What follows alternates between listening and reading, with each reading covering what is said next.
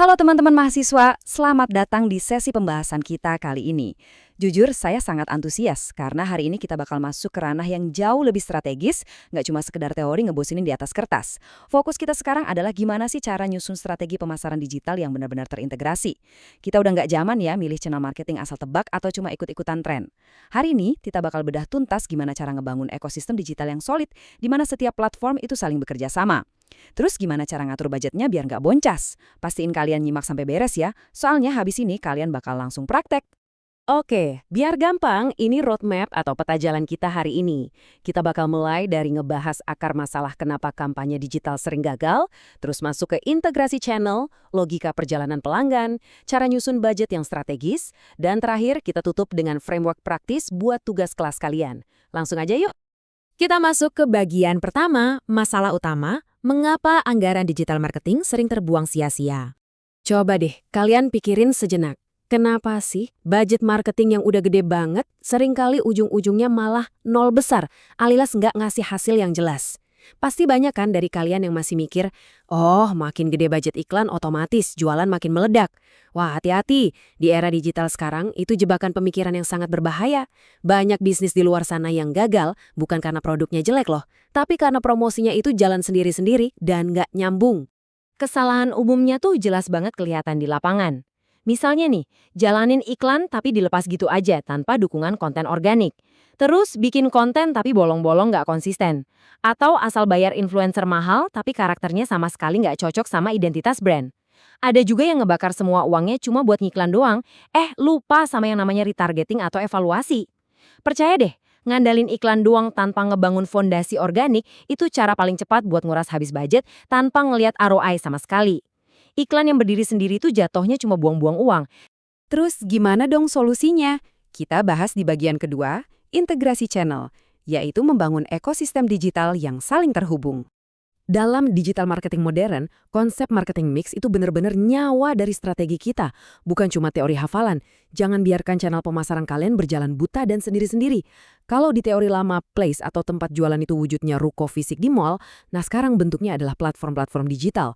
Dan platform ini harus ngebentuk ekosistem yang ngalir mulus.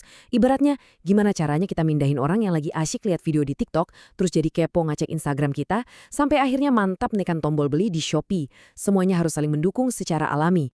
Biar gampang kebayang, coba kita ambil contoh brand skincare lokal. Tiap platform itu ibarat karyawan yang punya fungsi strategis yang sangat spesifik. Instagram misalnya, tugas utamanya ngebangun awareness dan citra brand. Kalau TikTok, itu tempatnya buat ngedorong interaksi, bikin audiens ngerasa dekat. Nah Shopee, baru deh ini tempat buat ngamanin konversi alias transaksinya. Sementara WhatsApp dipakai buat ngejaga hubungan pelanggan biar mereka repeat order. Jadi ingat ya, ada pembagian tugas yang jelas dan nggak semua platform harus dipakai buat hard selling. Lanjut ke bagian ketiga, logika customer journey. Gimana caranya kita mindahin konsumen dari yang awalnya cuma sadar sampai akhirnya melakukan pembelian? Pemasaran kalian itu wajib banget ngikutin perjalanan nyata dari konsumen. Nggak bisa cuma ngandelin jadwal posting yang acak. Ini sebenarnya balik ke konsep klasik AIDA. Klasik sih, tapi percayalah, ini fondasi yang super kuat. Konsumen itu bergeraknya logis banget loh. Dari yang awalnya baru sadar sama eksistensi brand kalian, terus mulai tertarik, muncul keinginan kuat buat nyoba, sampai akhirnya mereka ngambil action buat beli. Strategi kita harus bisa nuntun mereka dari langkah pertama ke langkah keempat ini tanpa putus di jalan. Disinilah kita nyambungin teori tadi ke aplikasi nyata. Kita harus tahu persis platform mana yang cocok buat nanganin fase tertentu. Buat mancing awareness, kita bisa gas bikin gebrakan di TikTok atau pakai iklan berbayar. Pas audiens udah masuk fase interest, giring mereka pelan-pelan ke Instagram atau website brand yang udah ditata rapi. Terus, buat mancing desire mereka, gunain aja review jujur dari produk atau kolaborasi sama influencer. Dan terakhir, buat action, pastiin toko di marketplace kalian gampang banget diakses. Sangat logis kan? Sekarang kita masuk ke bagian keempat, budgeting strategis. Yuk kita pelajari cara menyelaraskan anggaran dengan tujuan bisnis. Sederhana gini, budget itu ibarat bahan bakar buat mesin ekosistem perjalanan pelanggan yang baru aja kita bahas. Perlu diingat, budgeting itu bukan sekedar soal seberapa tebal dompet perusahaan. Ini soal keputusan alokasi yang disengaja dan sangat strategis berdasarkan prioritas dan efisiensi. Jangan pernah ngebakar dana pemasaran secara membabi buta. Budget kalian harus dan wajib mengikuti apa tujuan akhirnya. Coba kita lihat simulasi ini. Katakanlah kalian cuma punya budget 1 juta rupiah. Alokasi yang seimbang tuh bisa kayak gini. 40% buat iklan, 30% buat produksi konten, 20% buat bayar micro-influencer, dan 10% buat langganan tools analitik. Nah, pembagian ini udah nunjukin prioritas efisiensi yang bagus. Tapi ingat, angka-angka ini sangat fleksibel. Ini wajib diadaptasi tergantung apa goal atau tujuan utama bisnis kalian saat itu.